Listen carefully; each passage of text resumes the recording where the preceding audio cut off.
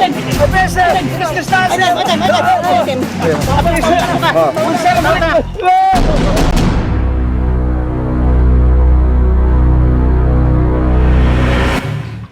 Philippines continues to grapple with the pervasive issue of illegal drugs, particularly drug trafficking, which remains a significant threat to public safety and national development. The country's strategic location has made it a hotspot for international drug syndicates, while domestic networks fuel widespread addiction and related crimes. Methamphetamine, locally known as shabu, is among the most trafficked and abused substances, driving the majority of drug-related arrests. The government has intensified efforts to combat this menace through the law enforcement operations, policy reforms, and community-based interventions. However, addressing the root causes and dismantling well-organized trafficking networks remain critical and challenging in the fight against the drug problem. On February 23, 2013, the Philippine Drug Enforcement Agency, together with the PNP Anti-Drug Operation Team, conducted a carefully planned bypass operation in Barangay Biluca, Batac City, targeting Jose Amos Agdigos, a high-value individual ranked as the 7th most wanted by the PDEA in Region 1. The operation resulted in months of intelligence gathering and surveillance aimed to disrupt Agdigos' alleged involvement in drug trafficking and his suspected activities as a gun for hire. During the operation, undercover agents posing as buyers arranged a transaction with Agdigos, using marked money to confirm the illegal activity. Once the deal was complete, law enforcement officers swiftly moved in to arrest the suspect and secure the area to prevent any interference. The successful raid led to the seizure of 22 sachets of shabu, firearms, grenades, a mobile phone, and 71,900 in marked money, all of which were documented and secured as evidence.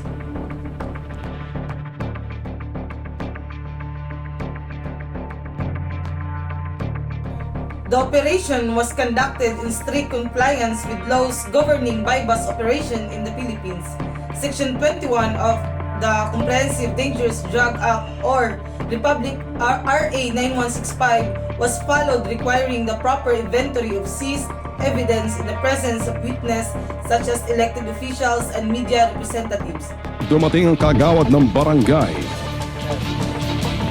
Sinimulan pag-ahalughog ng mga operatiba ng PDEA Region 1 sa target na safe house ng suspect sa bisa ng search warrant.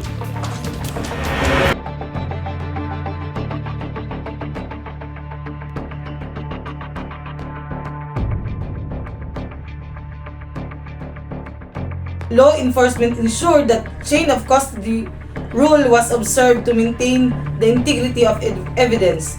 Minimal force was used during the arrest in line with established guidelines prioritizing safety. Furthermore, the operations adhere to warrantless arrest provision under Rule 113 or Section 5 of the Revised Rules of Criminal Procedure, allowing for immediate action during crimes committed in the presence of law enforcement.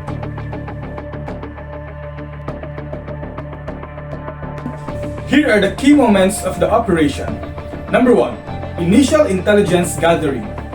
Authorities began by collecting intelligence on Jose Amos Agdigos, identifying him as a high-value target ranked 7th most wanted in Region 1 by the Philippine Drug Enforcement Agency. Surveillance efforts focused on his activities in drug trafficking and his suspected role as a gun for hire. Informants and undercover operatives played a critical role in confirming his operations, associates, and movement patterns. Number 2. Planning meetings. Law enforcement agencies, including the PDEA and local police, coordinated extensively to plan the operation. Roles were assigned to operatives, including undercover agents, arresting teams, and evidence handlers. A bypass transaction was chosen as the method to apprehend Agdigos, and Barangay Biluca in Batac City was identified as the optimal location for the operation due to its suitability for minimizing risk to the public and ensuring operational control. Number 3. The actual bust. The Undercover agents arranged a drug purchase with Agdigos, using marked money to provide clear evidence of the transaction. The operation was carefully timed, with agents on standby to intervene as soon as the transaction was completed. The covert nature of the operation required precision to ensure the safety of both the agents and the public. Number 4. The arrest. After completing the drug deal, operatives moved in to arrest Agdigos, ensuring that he was neutralized without any resistance. Law enforcement officers secured the area to prevent interference from possible accomplices and to protect nearby civilians. The swift apprehension underscored the effectiveness of the planning and execution phases. Number 5. Evidence seizure. During the raid, authorities seized a substantial cache of evidence, including 22 sachets of shabu, firearms and grenades, a mobile phone, and 71,900 in marked money. Proper procedures were followed to document and secure all items, maintaining the chain of custody to strengthen the case against Agdigos. And number 6, the aftermath. Following the arrest, Agdigos was processed for custody and the confiscated items were logged as evidence in compliance with legal protocols. Investigations into his networks were launched, with his mobile phone and other evidence offering potential leads to dismantle larger operations. The success of this operation reinforced public confidence in law enforcement's ability to address drug-related crimes effectively.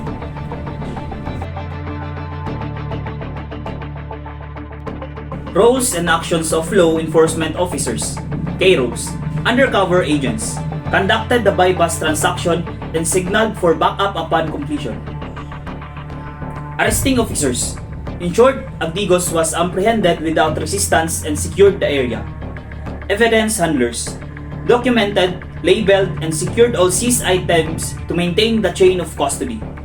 Supervising officers, oversaw the operation to ensure compliance with laws and operational protocols.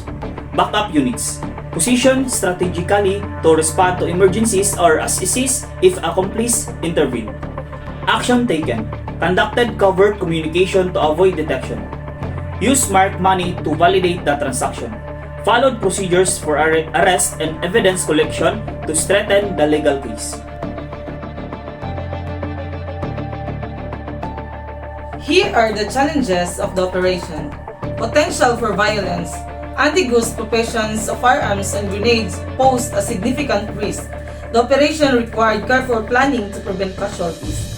Maintaining covert status, ensuring the undercover agent's safety during the transaction was critical.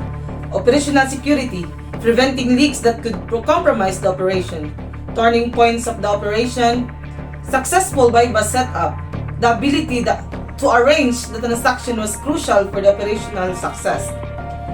Safe apprehensions of Agdigos, neutralizing the suspect without harm despite his access to firearms and explosive mark a significant achievement. Discovery of weapons.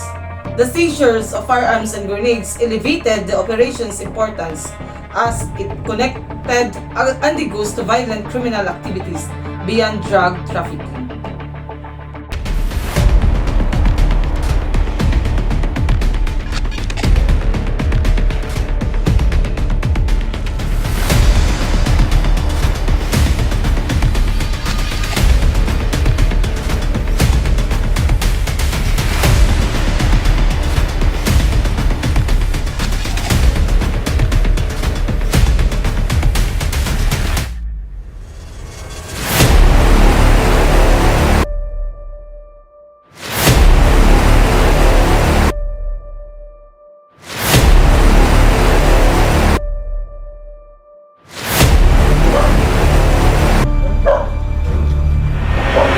Naipakitang suspect ay mananatiling inosente hanggat hindi napapatunayan ang kanyang pagkakasala sa hukuman.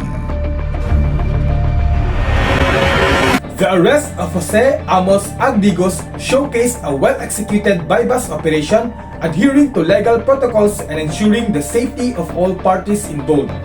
Despite inherent risks, law enforcement officers effectively planned and executed the operation, seizing significant evidence and capturing a high-value target.